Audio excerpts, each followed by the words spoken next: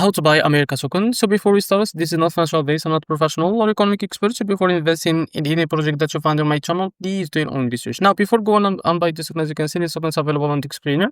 It's created 1 year and 2 months ago. So it's increased by 400% in the last 24 hours. And the market cap, as you can see, it's $100 trillion.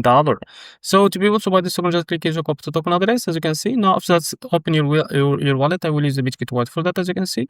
Now go to your wallet, and from the top right corner, click here and make sure to select the Ethereum network. Now click on this plus icon and paste token as in search bar. As you can see, this is our token, but before going and add this token to your wallet, make sure to read that risk before going and add this token to your wallet. Now click on this plus icon and now go back to your wallet to find it. So if you don't find it here, now click on search and now type in the search bar America like that.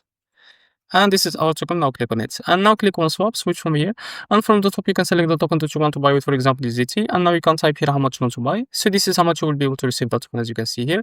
Now after that, you will be able to see here swap, click on it, and you will be able to buy this token when your wallet. So it's easy and simple. So this is how to buy America token. If you found this video helpful, please like and subscribe. See you next video.